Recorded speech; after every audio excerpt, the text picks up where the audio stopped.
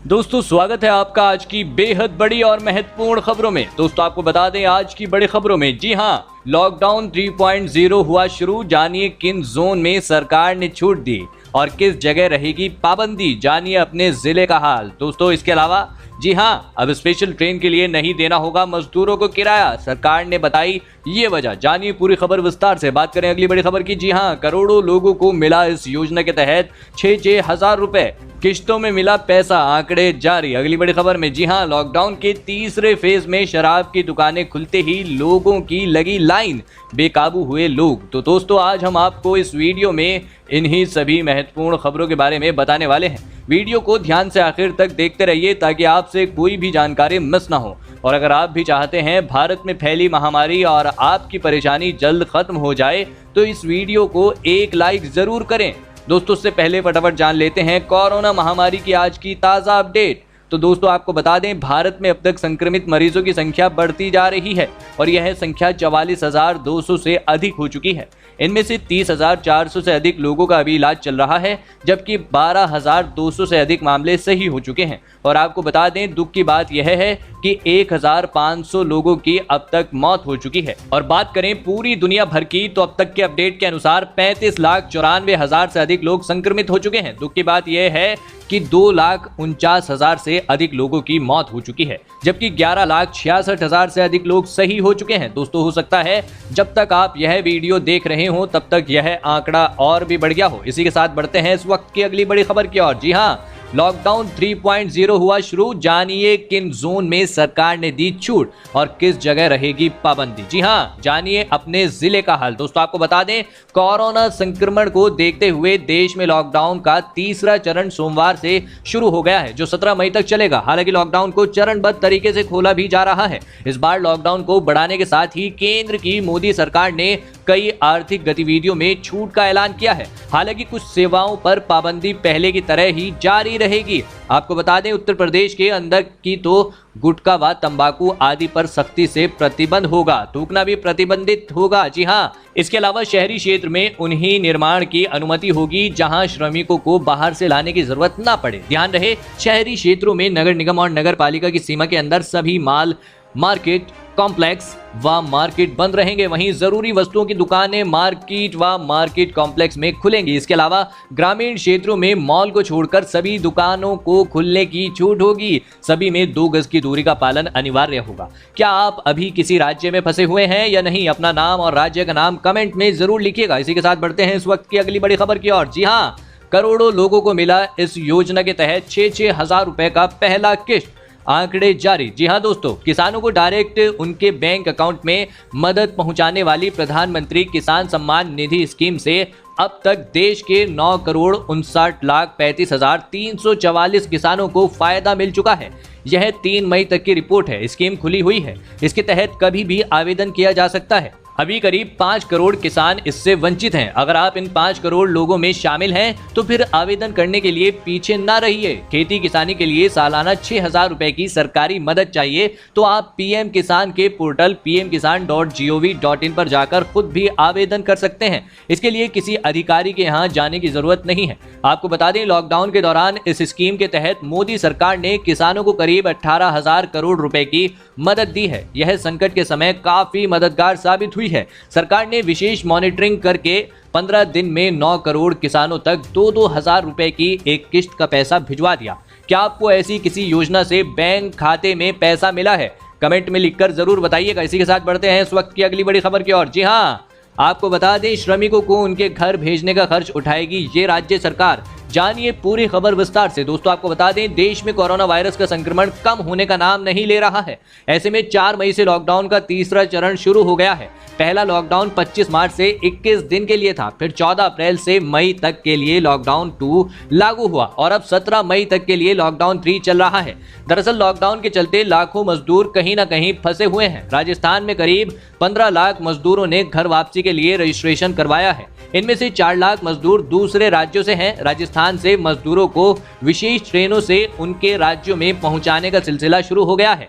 1 मई की रात को जयपुर रेलवे स्टेशन से बिहार के 1200 श्रमिकों को लेकर विशेष ट्रेन पटना के लिए रवाना हुई। उस समय श्रमिकों की घर वापसी अपने खर्च पर हुई थी, मगर अब लॉकडाउन में फंसे श्रमिकों की घर वापसी के लिए रेल और बस किराए का खर्च गहलोत सरकार उठाएगी। जी हां, वहीं राजस्थान रोडवेज की बसों से जिन श्रमिकों को लाया जाएगा उसका किराया भी सरकार नहीं लेगी। आपको बता दें, फंसे हुए मजदूरों के लिए खबर राहत भरी है। आप अभी किस राज्य में फंसे हुए हैं? अपना नाम और राज्य का नाम लिखकर जरूर बताइएगा। इसी के साथ बढ़ते हैं इस वक्त की अगली बड़ी खबर की ओर। जी हां, इस जिले में मिलेगा टोकन से राशन, जानिए किन लोगों को मिलेगा फ्री राशन। दोस्तों आपको बता दें, इस समय आप जो राशन ले रहे हैं उसी के साथ राशन डीलर से अपना टोकन भी लीजिए। जी हां, दरअसल उसी टोकन के आधार पर 15 मई से बंटने वाला फ्री चावल और चना मिलेगा। टोकन में जो तारीख लिखी होगी उसी तारीख पर आने पर यह राशन मिल सकेगा। वैसे इस समय जो राशन मिल रहा है वह भी टोकन से ही मिल रहा है। जो लोग टोकन से वंचित रह गए हैं उन्हें सीधे जाने पर भी राशन मिल जाता है। वितरण में शारीरिक दूरी बनी रहे और एक ही दिन में ज्यादा लोग एकत्र ना हो, इसीलिए विभाग की ओर से सभी कार्ड धारकों को टोकन दिया गया था। जागरण मेरठ शहर की रिपोर्ट के मुताबिक टोकन का वितरण 25 तारीख से शुरू कर दिया गया था। इसके लिए राशन कार्ड से पता निकालकर बाइक पर लोगों को घर तक भेजकर टोकन का वितरण किया गया था। अब जो 15 तारीख से फ्री चावल और चने का वितरण होगा उसके लिए राशन डीलरों को ही टोकन देने के लिए दे दिया गया है। वैसे यह व्यवस्था अप्रैल माह में ही लागू हो गई थी, लेकिन तब यह पूरी तरह से सफल नहीं हो पाया था। पिछले महीने लोगों को फोन भी किया गया था, हालांकि तब यह 50% ही हो पाया था, लेकिन इस बार 95% लोगों को टोकन पहुंचाया गया है। यह प्रक्रिया शायद कुछ शहरों में ही लागू है। क्या आपको आपके यहाँ राशन मिल रहा है या नहीं? कमेंट में अपना नाम और राज्य का नाम जरूर लिखिएगा। दोस्तों अगली बड़ी खबर बताने से पहले अगर आप महामारी से संबंधित और सरकार की जनधन व राशन व अन्य सरकारी योजनाओं से हमेशा अपडेट रहना चाहते हैं तो लाल कलर का सब्सक्राइब बटन दबाकर बेल आइकॉन को जरूर दबा लें, जिससे कोई भी सरकारी योजना से आप वंचित ना रह सकें। इसी के साथ बढ़ते हैं इस वक्त की अगली बड़ी खबर की ओर। जी हाँ, लॉकडाउन के तीसरे फेज में शराब की दुकानें खुलते ही लोगों की लगी लाइन, बेकाबू हुए लोग। दोस्तों आपको बता दें, लॉकडाउन के तीसरे चरण में शराब की दुकानें खोल दी गई हैं। लगभग 1.5 महीनों से बिना शराब के जी रहे लोग इतने बेताब दिखे कि सुबह से ही ठेकों के बाहर लंबी लंबी लाइन लग गई। देश भर में केंद्र सरकार की अनुमति से दुकानें खोली जा रही हैं।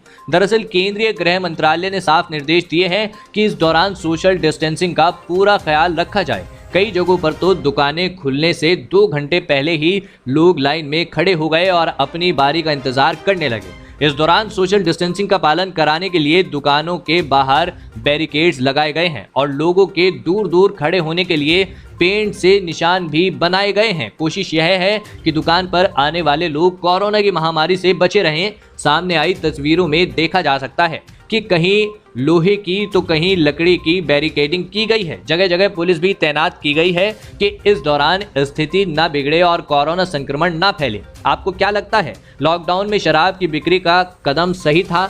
अपनी राय कमेंट में जरूर लिखिएगा। इसी के साथ बढ़ते हैं इस वक्त की अगली बड़ी खबर की ओर। जी हाँ, अब स्पेशल ट्रेन के लिए नहीं देना होगा मजदूरों को किराया, सरकार ने बताई ये वजह। जानिए पूरी खबर विस्तार से। जी हां, दूसरे राज्यों में फंसे प्रवासी मजदूरों, छात्रों और अन्य लोगों को श्रमिक स्पेशल ट्रेन से भेज रहा है, लेकिन रेलवे की ओर से मजदूरों से किराया वसूलने की खबरें आ रही हैं। इसे लेकर विवाद खड़ा हो गया है। इस बीच सोमवार को प्रेस कॉन्फ्रेंस के दौरान स्वास्थ्य मंत्रालय के जॉइंट सेक्रेटरी लव अग्रवाल ने इस मामले पर प्रतिक्रिया दी है। उन्होंने कहा कि मजदूरों को ट्रेन से भेजने का 85% खर्च रेलवे और 15% खर्च राज्य सरकारें वहन कर रही हैं। रेल मंत्रालय की ओर से इस पूरे मामले में सवालों के जवाब देने के लिए प्रतिनिधि मंगलवार को प्रेस कॉन्फ्रेंस करेंगे। सूत्रों ने बताया कि झारखंड में अब तक 2 ट्रेनें पहुंची हैं और राज्य ने टिकट का पूरा भुगतान किया है। राजस्थान और तेलंगाना जैसे राज्य भी भुगतान कर रहे हैं, जबकि महाराष्ट्र सरकार कुछ हिस्सा प्रवासी मजदूरों को देने के लिए कह रही थी। रेलवे श्रमिक स्पेशल ट्रेन में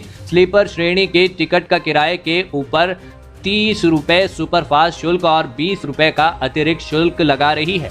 आपकी इस टिकट वाले मामले पर क्या राय है, हमें कमेंट में जरूर बताइएगा। इसी के साथ बढ़ते हैं इस वक्त की अगली बड़ी खबर की ओर। जी हां, अरविंद केजरीवाल की चेतावनी, सोशल डिस्टेंसिंग का पालन नहीं किया तो इलाकों को सील कर देंगे। आपको बता दें, लॉकडाउन में जिस तरह से आज से छूट दी गई है और उसके बाद दिल्ली के कई इलाकों में सोशल डिस्टेंसिंग की धज्जियां उड़ी, उस पर प्रदेश के मुख्यमंत्री अरविंद केजरीवाल ने नाराजगी जाहिर की है। आपको बता दें, मुख्यमंत्री ने कहा कि अगर आप सोशल डिस्टेंसिंग का पालन नहीं करेंगे तो हमें फिर से रियायतों को वापस लेना पड़ेगा और इन इलाकों को सील करना पड़ेगा।